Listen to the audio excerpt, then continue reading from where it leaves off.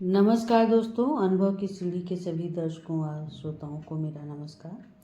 दोस्तों, आज पुस्तक परिचय में हम बात करेंगे एक कविता संग्रह की जिसका नाम है खुरदुरे पत्थर।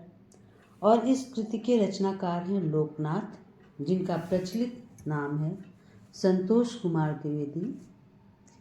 द्विवेदी जी बड़ा गांव, जिला उमरिया, मध्य प्रदेश के प्रख्यात कवि, साहित्यकार और पत्रकार हैं। आप लेखन और संपादन के क्षेत्र में आपका जो काम है वो अत्यंत रेखांकनीय है।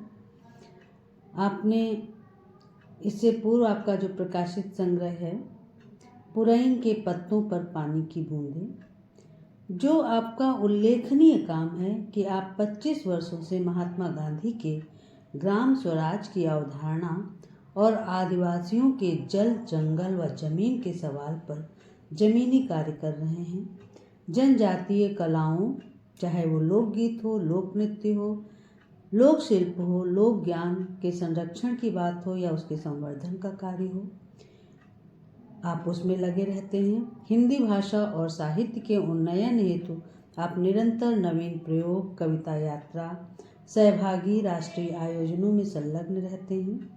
और आपके इन्हीं उल्लेखनीय कार्यों के कारण आपको मध्य प्रदेश हिंदी साहित्य सम्मेलन द्वारा मणिदीप सृजन सम्मान, सिद्धभूमि सम्मान, विराट सृजन सम्मान सहित कई सम्मानों से आपको सम्मानित किया गया है।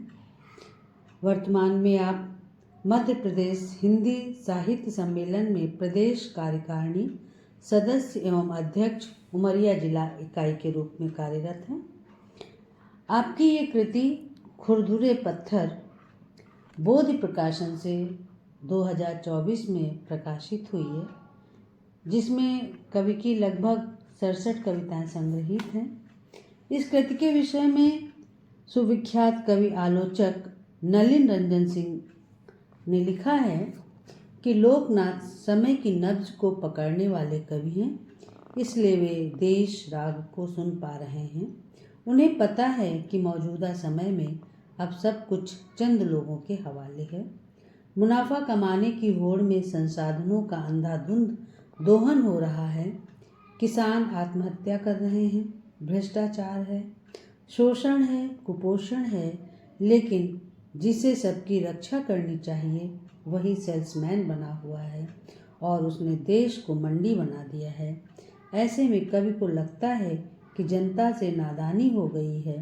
दिक्कत ये है कि इस समय जो उनका विरोध करेगा वह उनके निशाने पर होगा। समय कठिन है, लेकिन ऐसे ही कठिन समय में व्यक्ति की पहचान होती है, उसकी पक्षधरता खुलकर सामने आती है।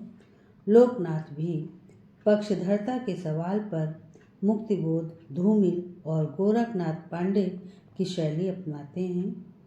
इस कठिन समय में वे जानना चाहते हैं कि तुम किधर खड़े हो। वे खुलकर कहते हैं कि राजा नंगा है। कोरोना जैसी महामारी के समय में मजदूरों के जीवन की त्रासदी को बेबाकी से बयान करते हैं और चाहते हैं कि छाती का पीपल वरो नहीं, बड़ी कुर्सी पर किसी मूढ़ मति को धरो नहीं। कवि का आक्रोश मुखर हो जाता है और उनकी मुट्ठी तन जाती है। उसके शब्दों में उसका क्रोध फूट पड़ता है, किंतु यह ऐसा गुस्सा नहीं है जो एक ही जगह पर रुक जाए। इसमें क्रोध है तो क्षोभ भी है, क्षोभ है तो करुणा भी है, करुणा है तो बदलाव की आकांक्षा भी है। इसीलिए यह देश की सीमाओं से आगे निकल जाता है और फिलिस्तीनियों के पक्ष में जाकर खड़ा हो जाता है। अस्तु, मैं इस कृति के लिए लोकनाथ जी को बहुत बहुत बधाई देती हूँ और अंत में इस कृति से मैं एक कविता अवश्य पढ़ूँगी। और मैं कविता देखिए जिसका शीर्षक है खुरदुरे पत्थर।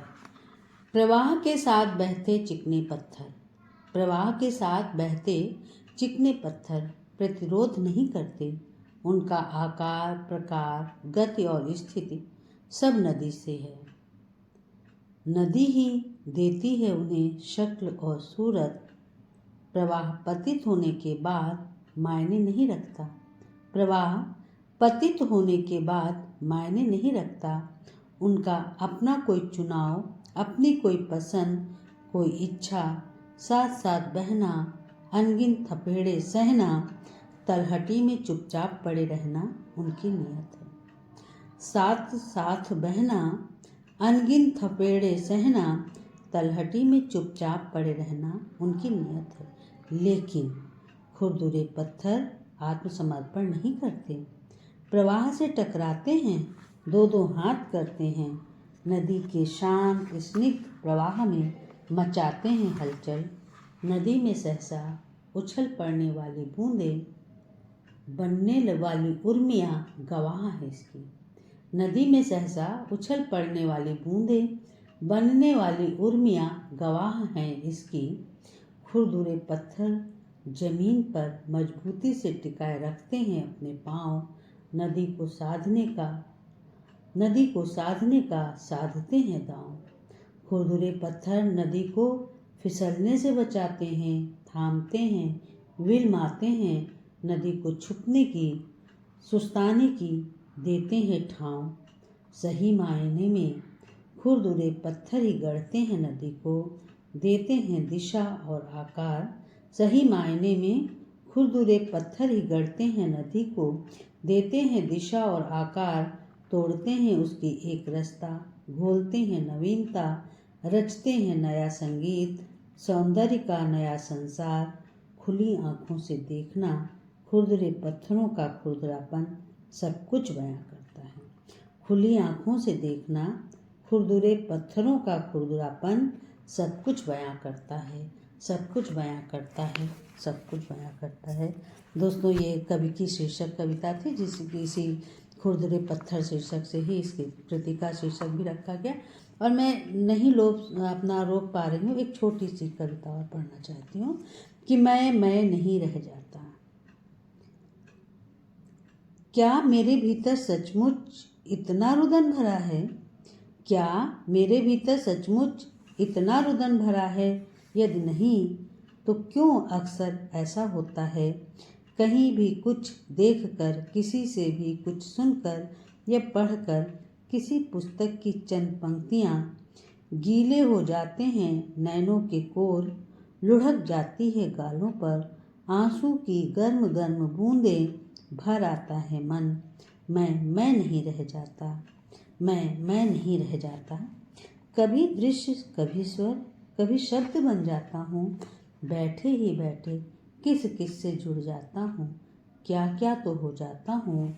मैं नहीं रह जाता, मैं नहीं रह जाता, मैं नहीं रह जाता। तो दोस्तों, ये खुरदुरे पत्थर की थी रचना, और मुझे आशा ही नहीं विश्वास है कि आपको मेरी ये रचना पसंद आई होगी। और मैं चलते चलते कवि का नंबर आपको नोट करा दूं। नंबर नोट कर लीजिए, 8770543901। नंबर एक बार और देख लीजिए, 8770543901। दोस्तों, हम अगली किसी अन्य पुस्तक पर चर्चा के साथ फिर मिलेंगे। आप हमारे चैनल को सब्सक्राइब करें, लाइक करें, कमेंट्स करें और अपने टिप्पणी देना ना भूलें। आप अपना स्नेह इसी तरह बनाए रखें। नमस्कार।